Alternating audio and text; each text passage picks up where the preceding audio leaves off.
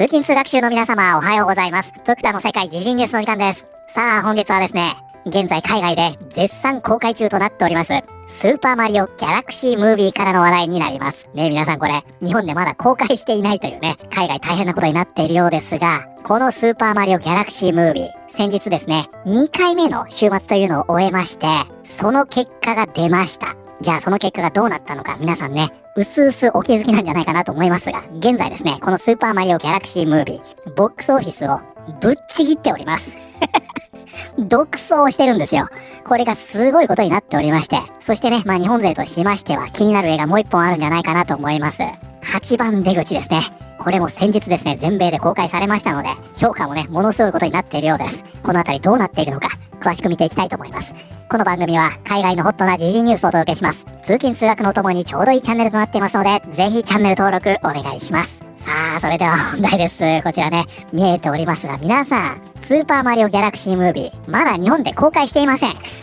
このチャンネルご覧になっている皆さんにとっては、公開されているような錯覚に陥るかもしれませんが、これまだ日本で公開してないんですね。現在ですね、海外では絶賛公開中となっておりまして、先日ですね、2週目、つまりこれボックスオフィスの場合はね、2回目の週末のことを指しますが、これを終えました。するとですね、興行収入すごいことになってますよ。もう独走もいいとこで、もうどれだけ2位に差をつければ気が済むんだというレベルになってしまってるようなんですね。で、さらにはですね、同じくね、ゲーム系の映画としまして日本から8番出口がね、先日ついに公開になりました。で、この評価がですね、ゲーム原作の映画としてはトップになりそうだということで、こちらもね、大変話題になっております。スーパーマリオギャラクシームービーが興行収入6億2900万ドルで、2026年のハリウッド映画トップにEmerges。ということで早速ですが、こちらですね、Emerges とあります。こちらが本日のキーワードになります。Emerge。何かの中から、あるいは何かの後ろから現れること。ということでね、こちらの Emerge というのは、現れるという意味になります。出てくるとかね。で、なんとなくね、これ聞いた時に思い出すワードがね、日本人の方、あるんじゃないかなと思います。これね、エマージェンシーっていうでしょ。これとすごい似てますよね。あれ、緊急事態という意味ですが、これね、全く別の単語になるんですが、語源が同じと言われてるんですね。ラテン語のね、エメルゲで、これが外に出る、現れるという意味なんですが、ここから発展したのがこちらね、emerge。そして別の形で発展したのが emergency。この2つというのは全く違う単語なんですが、同じ語源を持っているということです。強いて言うなら、エマージェンシーの方も危険な状態が現れる、急に出てくる。このあたりのニュアンスで繋がってるということなんですかね。でね、こちらの emerge なんですが、ただ単純に現れるというよりは、その前に何かがあって、その結果現れる。こういったニュアンスになります。例えば、今回の場合は、ボックスオフィスでの争いがあった結果、トップに浮上する。こういったニュアンスを持つということですね。だからシンプルに何もなく、ボックスオフィスのね、トップに躍り出たと言いたいんであれば、rise とかね、このように言えばいいんですが、こちらの emerge を使うと、その前にね、ボックスオフィスの争いがあった結果、浮上しました。こういう意味を持たせることができるというわけです。ということで、こちらは、スーパーマリオギャラクシームービーが興行収入6億2900万ドルで2026年のハリウッド映画トップに浮上。ということでですね、今回ね、こちらに見えております、スーパーマリオギャラクシームービー。2週目の週末を終えまして、現在ですね、興行収入2位を大きく引き離して、ぶっちぎってます。これね、すごいことになってるんですよ。スーパーマリオギャラクシーは公開2週目の週末も興行収入で驚異的な成功を収めた。ユニバーサルとイルミネーションによるこの続編は、米国とカナダの4284巻で6900万ドルを追加。日曜日時点のスタジオ推計によると、北米累計は3億810万ドルに達した。さらに海外市場でも好調で、初動で81の地域から8350万ドルを稼ぎ、世界累計は6億2900万ドルとなった。スーパーマリオギャラクシームービーは、現時点で2026年のハリウッド映画として最高の興行収入作品に正式に浮上した。ということで、じゃあ早速ね、こちらボックスオフィスモージョン見てみましょうか。こちらですよ。現在ですね、こちら数字反映されておりまして、ドメスティック国内が3億1000万ドル。そしてインターナショナル海外ですね、こちらが3億2000万ドル。そしてワールドワイド、その総計が6億3000万ドルということでですね、2週目のね、ドロップ率がかなり抑えられたということで、さすがファミリームービーですね。この2週目を終えた時点で6億ドルを突破していると。で、先日もね、お伝えいたしましたが、このスーパーマリオギャラクシームービーの制作費は現在ですね、1億1000万ドルと、このように伝えられているので、6倍まではいかない、6倍弱ですね、もうすでに稼いでいるということになっているようです。皆さん、何度も言いますが、これですね、日本まだ公開されていません。ここから日本公開ですからね。じゃあ一応ね、念のためこちらもね、再確認しておきましょうか。ロッテントマトですね。はい、こちら。オールクリティクス 43%、ベリファイドオーディエンス 89%、オールオーディエンスが 87% ということで、批評家の方はね、前回見た時より 1% 上がってるんですかね。そしてまあ、オーディエンスの方はね、89% と 87% ということで、やっぱりこちらは 80% 台で落ち着きそうな雰囲気はありますよね。まあ、現在このようになっています。で、ちなみにね、先ほど見ましたこちらですよ。この国内の方の興行収入ですね。これがね、2週目ですでに3億ドルを突破しています。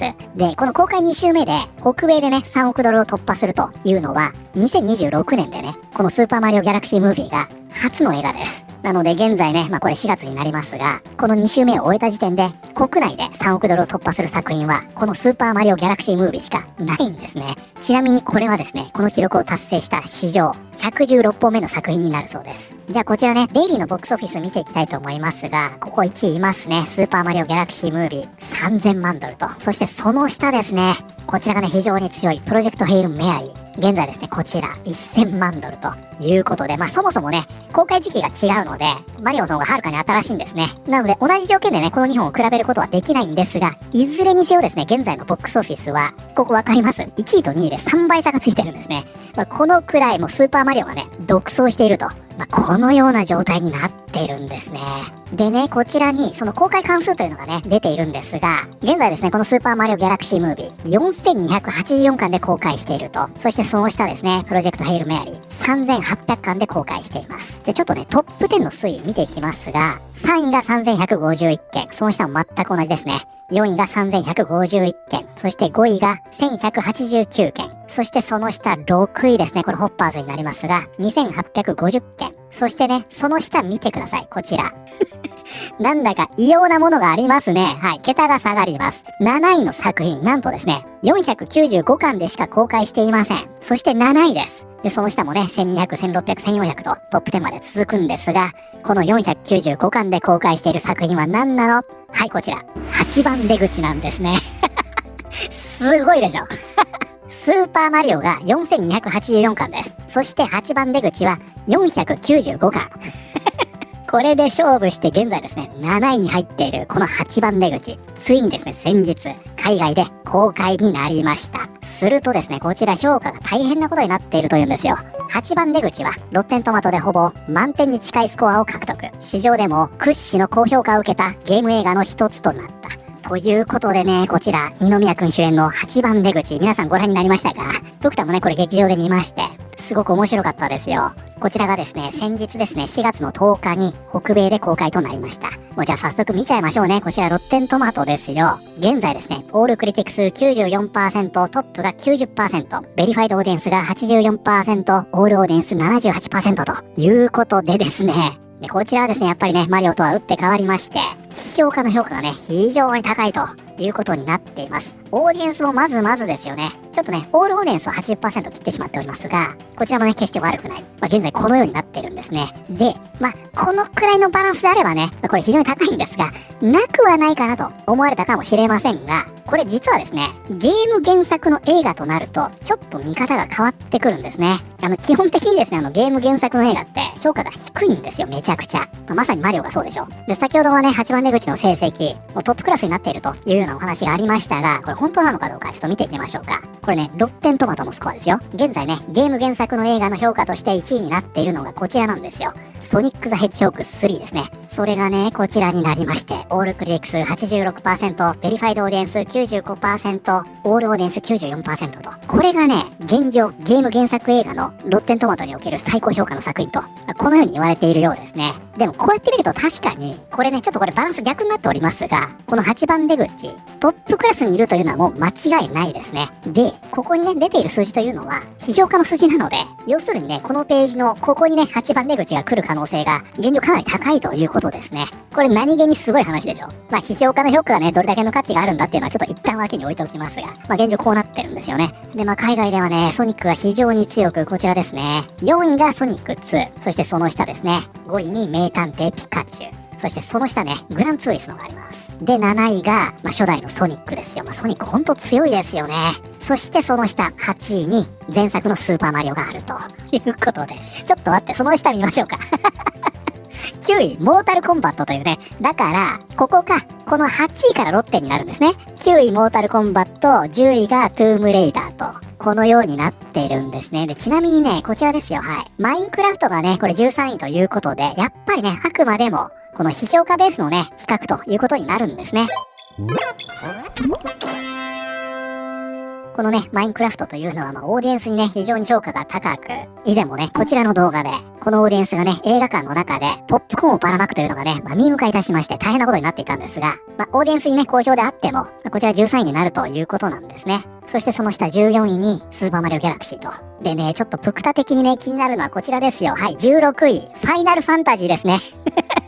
スクエアに大ダメージを与えたでおなじみの、ファイナルファンタジーが16位に入っておりますが、プクタ的にはね、こちらモンハンですね。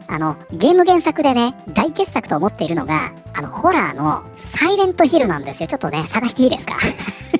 このあたりね、バイオハザードが出てきますが、ね、ここいましたね。はい。24位ということで、批評家分かってないですね。ちょっと見てみましょうか。皆さんこれご覧になりましたか？サイレントヒル映画版ですよ。もうほんとね、大傑作なんで、1作目ね、ぜひ見ていただきたいですが、こちらね、オールクリティクス 34% トップが、ちょっと、15%？ もうダメだ。批評家もうダメだ。もうクソクソ。もうね、このホラー映画の迫害ぶりですよ。いや、こんなことになってたんですね。プクタね、サイレントヒルのロッテントマトのスコア見るの初めてなんですが、まさかこんなことになっていたとは。オールオーディエンスも 63% か。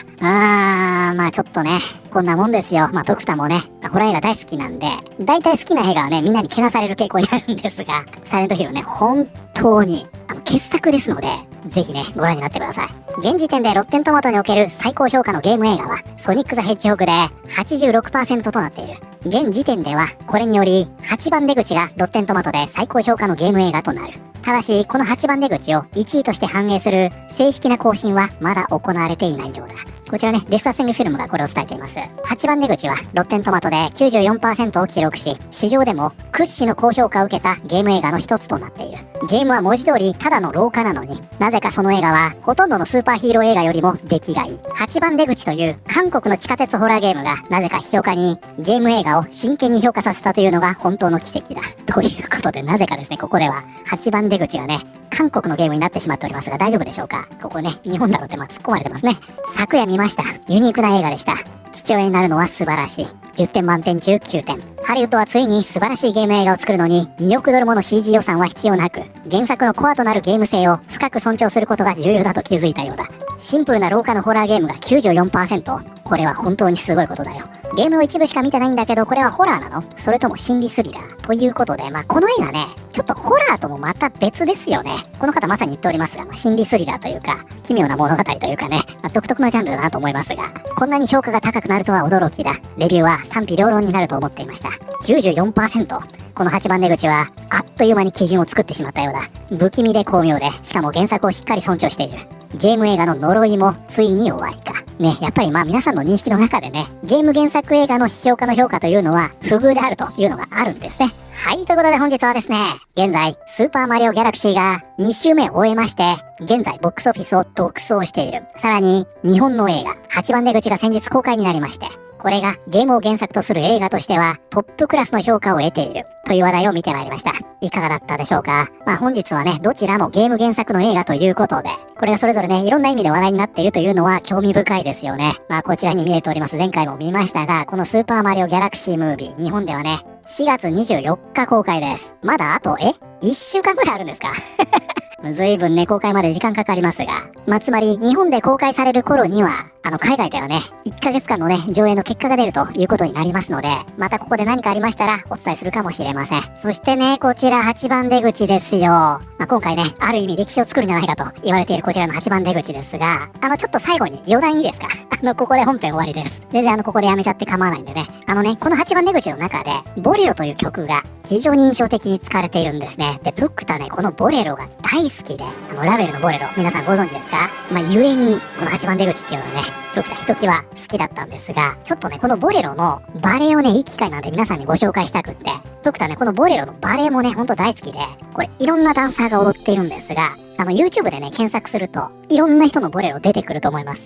男性も女性もね、いろんなバージョンあるんで、ぜひね、ご覧になってみてください。こう、赤いね、卓の上で、リズムに合わせて踊るというね、もうほんとね、肉体表現の究極ですよ。もう衣装なんてね、ないに等しいです。もうほんと体一つで表現するという、もう究極です。ほんとすごいんですね。で、中でもね、僕た好きなのが、マイヤ・プリセスカヤというね、この方2015年に亡くなってしまっているんですが、この方のボレロがね、もう本当にすごいんですよ。